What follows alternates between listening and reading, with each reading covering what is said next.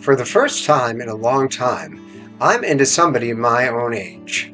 This person's name is Rupert Spira, and he is the first person to ever make me understand meditation. I have always been a spiritual type of guy, starting with metaphysical Christianity, and moving along to things like The Course in Miracles and the Bhagavad Gita. Now, these are great books, and I enjoyed reading them from the intellectual level, as well as books like The Power of Now, Edgar Cayce's works, and the works of Dolores Cannon, and so many others. However, when it came to understanding meditating, I was never able to do it, more than likely because I didn't understand it. I have a really overactive brain, and it's impossible to shut it down. But it does take direction from me, and so I've looked at it from a whole new perspective, and now I can meditate pretty easily. Who is Rupert Spira?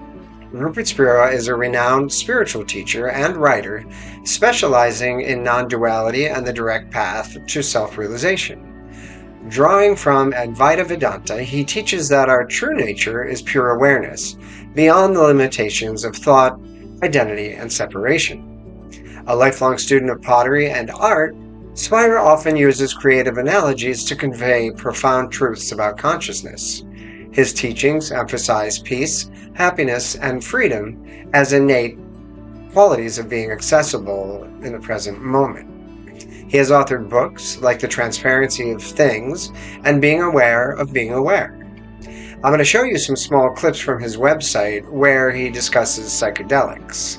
There is another site you can also find long-form conversation with him on a site called Adventures in Awareness. So obviously I have a background in, as I said, the Bhagavad Gita and Course in Miracles, and both those books are about attachment. And they've been very helpful up to now in guiding me in my spiritual path. I do understand intellectually that all suffering comes from attachment. I remember having to put the Course in Miracles down because it basically said that you shouldn't be attached to your parents or your children, and I found that very disturbing. But as time goes on and you really do understand that we are just the I am, that's common in a lot of spiritual practice, you realize that there's not a lot to worry about in life, because everything is, for lack of a better word, it's not real. As he teaches constantly in his meditations, is we have a finite brain, and then there's the infinite, and we are localizations of the infinite. And as a localization, you don't die, and you go back to infinity. Stated probably poorly, but easily. And I started this page because I was really into psychedelics, particularly magic mushrooms, and it's guided me to teachers like Rupert Spira. Now, one of the reasons for that is, in my journeys with magic mushrooms, I have just seen the difference between the finite brain and infinity, I think. Now, the other possibility is I'm seeing the difference between one finite brain and it expanding to a larger finite brain, or if you look at the science that shows that we actually use a different part of the brain, we're maybe using another finite brain. All I know is the brain has taken me to a nothingness, and I was very happy there. And I also know that it's showed me things right in front of me that probably exist in some dimension or some way. I'm going to show some clips and sort of argue with Rupert, even though he doesn't know me and, probably won't see this video. Probably no one will see this video, but it doesn't matter. I'm sort of documenting my own journey. But I'm going to sort of argue with him as he answered a question to somebody who also seems to love psychedelic. And I'm going to just show you why I think there's room for both, absolutely. And I think he would even agree the way I explain it. And I hope you will too, because I'll tell you, at 60 years old, they've done a lot for me. Now, I've done, I think, 7 previous videos to this, or maybe even 8. And I've had some wild theories based on those videos, and I'm going to just say they're all true because nothing's true. So whatever I said earlier is absolutely wrong and absolutely right. So take that to the bank. But let's start with when somebody asked him what he thought of psychedelics. Well, no experience is infinite, because all experience, no matter how extraordinary or indeed ordinary it may be, has a form to it. And anything that has a form to it is finite. So there's no such thing as an infinite experience. So he's got me there because I am here and there's lots of stuff around me. I have a little dog that's 17 years old. So I'm back, but I was there in infinity. I know I was. And, but it kind of, I was allowed to be in infinity and then I was relocalized back to where I was before. Is that a way of looking at it? I'm not sure, but all I know is he's right, because it wasn't an infinite experience, was it? I'm here. Another thing to keep in mind is he uses a lot of terminology that I won't get into. You have to listen to him. And he has a website, rupertspira.com. He has a full meditation series available there. There's lots of stuff on YouTube, whether it's interviews or whatever that you could also use. So if you want to learn what some of the stuff he's saying, like he's talking about form and all of that you need to really pay attention to him. And I'm really talking about mushrooms and how he's like, for me, an enhancement to mushrooms. So let's watch the next clip.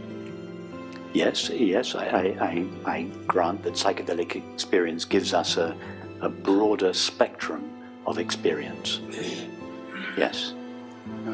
The waking state is in fact the narrowest spectrum of experience. We know from our dreams that even the dream state, we have access to a wider spectrum of experience in our dreams than we do in the waking state. In our dreams, we can do everything that we can do in the waking state, but we can do a lot more.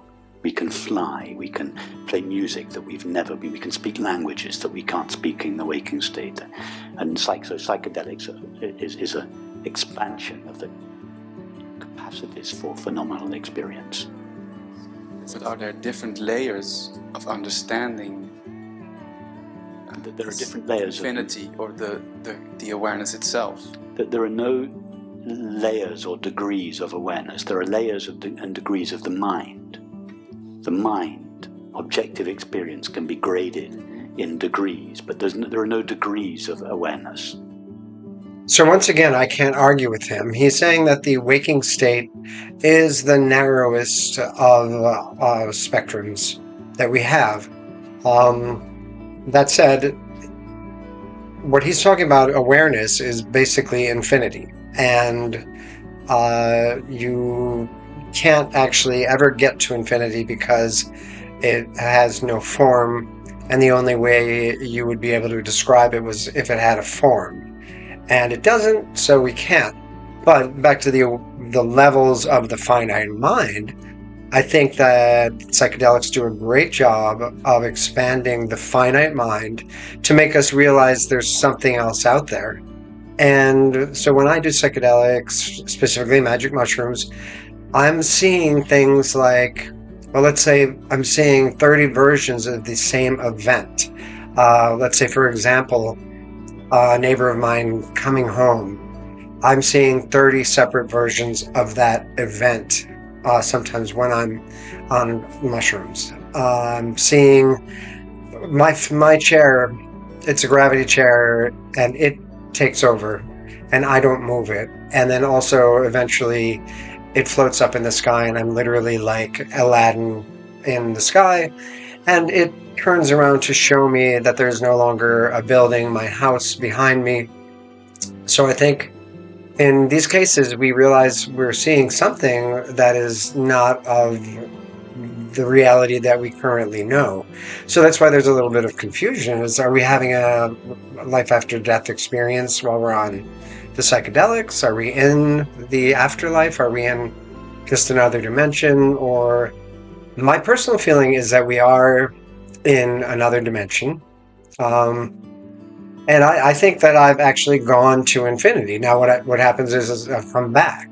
And so it's hard to call it infinity if you return from it. But God created us as localized points of view of himself. And I'm saying God is, for lack of a better way of describing it, but we are localized versions of consciousness, which is I'm conscious, you're conscious, we're each one localized version. So if God could do that once, why can't he do it on an ongoing basis? And that's why I think it leaves room for reincarnation. It leaves room for Christianity, the Muslim faith, certainly the Hindu faith, and all of these various things that people believe. Everything, there's room for everything between our finite mind and infinity. So we may have either a more expansive mind, or maybe there's lots of finite minds within us. I don't know. All I know is, for me, psychedelics have been the thing that have opened me up. And then the teachings of Rupert Spira have made me even more interested in expanding my awareness. I'm now able, thanks to him, I'm able to, in 3 minutes, get rid of everything that's the separation between me and the infinite source awareness, the I am. And I'm able to meditate for a very short period of time and then jump back into life again. So I don't know what he would call that. I've been watching him quite a bit. I haven't watched him to the point that I know a lot of the answers, but I think he's 99% right. My soul tells me that he's right, and for that reason, I will continue to watch him. But I will also continue to do psychedelics because I feel they teach me a great deal as well. But let's see a little bit more. I suspect behind your question you would like me to condone your use of psychedelic drugs. To what? And to condone your use, What's to support your use, and I'm neither going to support it nor disapprove of it. I don't either approve of it or disapprove of it. Yeah. I have no problem with it at all. It's true, I've never been attracted towards psychedelics because I find that there's more than enough in my ordinary waking state experience to be. I mean, I would be, happy listening to Bach and Beethoven's music for the rest of my life, and I could never imagine wanting any other phenomenal experience that could be greater than that. I would be quite content listening to them for the rest of my life. I just couldn't imagine anything more desirable or enjoyable in a material realm. But we're all different, and if that's not the case, if you want to expand the horizons of your mental field, that's perfectly. I have no problem with that at all. But it won't take you any closer to yourself. If you're interested in yourself, all that is necessary is to take the thought I and to go to its referent. Much cheaper than psychedelics, much quicker. It's not illegal, it's not bad for you, it's not dangerous. You can do it wherever you are. Nobody knows you're doing it. It's cheap, it's easy, it's free, it's always available. It's just, why go any other way when that is available? I think that, like that young man, I am also looking for approval on my doing psychedelics. I want somebody to say, yes, they are taking you closer to God or closer to the truth. For me, they are. And It's interesting to me because he's never done psychedelics, so I sort of feel that that's a trump card because he can't say 100% certain that he wouldn't benefit from them. But I envy him because he doesn't feel he needs them. I've been searching and searching for a long time for something that makes me have meaning in the world. It's interesting to me that to find meaning, you have to go to a place where there's absolutely nothing. What that ends up doing for me is making all of this, everything, meaningful. And I have, I tell some people, well, this is all fake. I mean, I've seen it. I see that we live in a hologram. I get message downloads while I'm on psychedelics that give me information on how the only reason that this is happening is so you are separated from God. And I don't understand that. Everything we do, everything we purchase, everything we think, everything we worry about, every illness, everything that we know is basically a way of being. And I have to interrupt myself because everything that we know outside of our true self, because I think we all know our true self, but we have a veil, as he will say. There's a veil, and the veil is lifted when you meditate. But it's not lifted all the way as it is in psychedelics. Maybe I haven't gotten there in meditation, but I have gotten there with both mushrooms and ayahuasca. So I wish he wanted to do psychedelics because I'd like to see how he perceived them. As for the other thing he says, he does find the same thing in music and art. He says there's more than enough here already in his base reality. I think that's the term he uses. But he says that that's enough. And the other thing that I would add is nature, and those things all do definitely bring us closer to God. I absolutely agree that great art, great music, I would add nature, all of these things bring us closer to the truth, which some of you may know as God, some may know as the oneness, some of you may know it as source. All of these things are true, and those things do bring us closer, but they don't bring us there. Psychedelics, I think, I've been there, just not long enough, and I'm not sure I want to go long enough, but it sure does feel good. And I think the human death experience is what eventually takes us to that same place. People who do like out of the body experiences, they say they're going to this place, but they may be going to anywhere in between. As I said earlier, that we have our base reality. Some people will call it the third dimension, and maybe I'm in all of the other dimensions while I'm using psychedelic. But I would tell him that if you'd like to hear a piece of classical music, that will even bring you closer to God, listen to it while you're on psilocybin. There's nothing like the feeling that you want to jump up and conduct a whole orchestra because you've got this beautiful classical piece playing in your ear.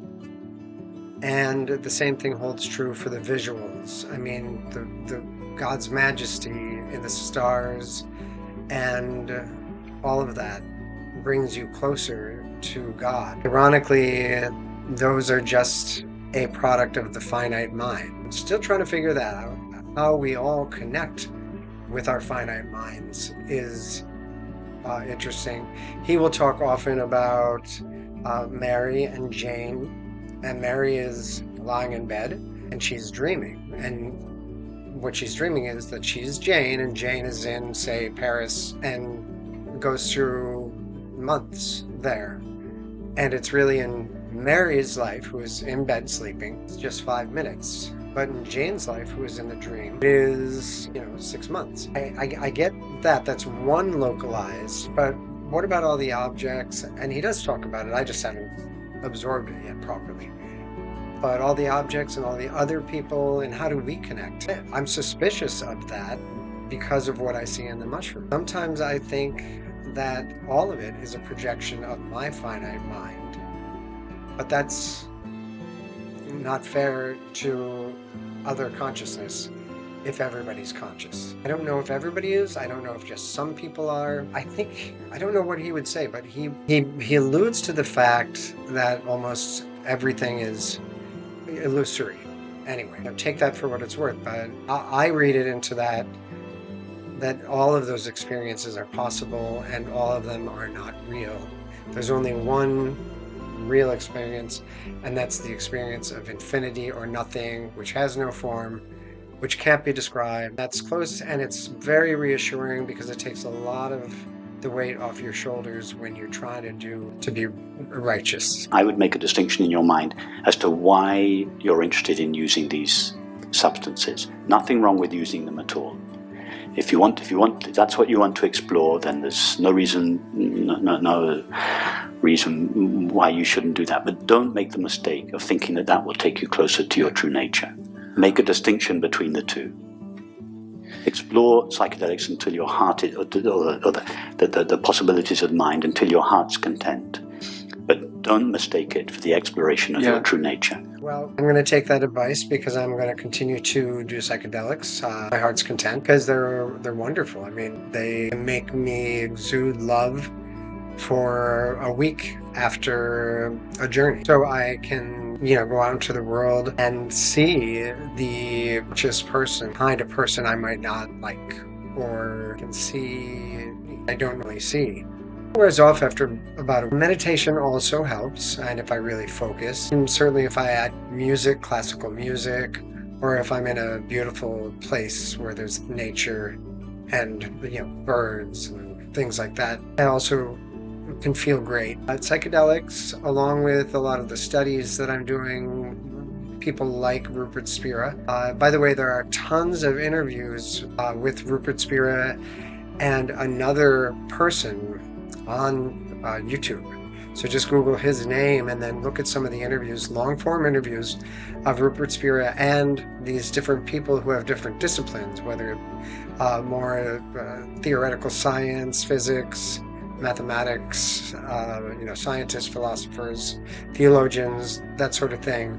And they're all sort of heading in this one direction and basically saying the same thing but differently. So you will probably enjoy some of these interviews if you're a seeker. Some degrees. No, love is always the same experience. Is it? Yes, it's always the recognition of our shared being. But how deep can a recognition go? Well, that recognition can be obscured by thoughts and feelings. But the experience itself, our shared being, is always the same. Yes, thoughts and feelings can arise which prevent our shared being fully felt. So if those thoughts and feelings are dense, there is a feeling of hatred, for instance. But the hatred is as such the obscuring of love, or the veiling of love. But the love, our shared being, it's a fact of experience. It is already there. It is present. It is present in everyone, albeit veiled much of the time. But whenever anybody experiences love, or love for someone, they are experiencing, whether they realize it or not, they are experiencing the fact that they share their being with that person or animal. So it's the same, it's always the same love. Love is always the same. In some ways it's more obscured. No, love is not love which alters when it alteration finds or bends with the remover to remove. Oh no, it is an ever fixed mark that shines on tempests. Or, remember Shakespeare's sonnet, love is always the same experience. There are no degrees of it. Love is always impersonal. It's like the sun. It is just the shining of our shared being. That shared being can be obscured by clouds of thoughts and feelings, but even when it is obscured, like the sun, it is always shining with the same brilliance. Yes. And every time we feel love for anyone and everything, it is the light of infinite consciousness shining in our hearts.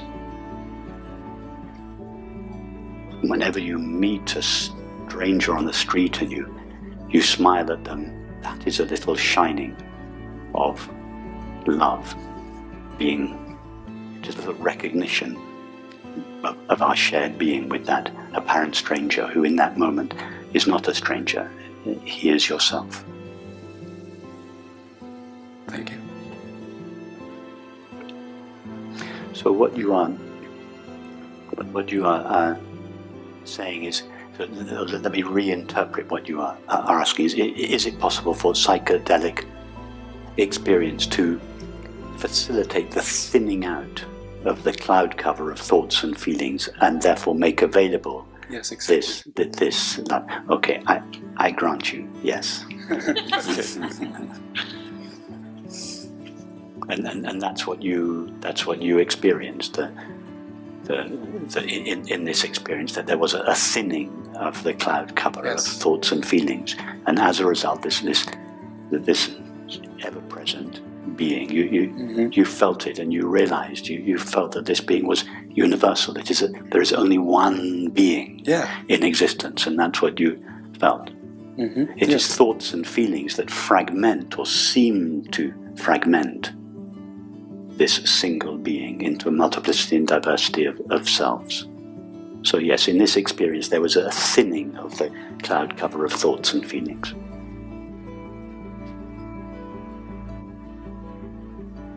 But the light was always shining just as bright. Exactly. All the time. Yeah. Yes. Yeah. Okay.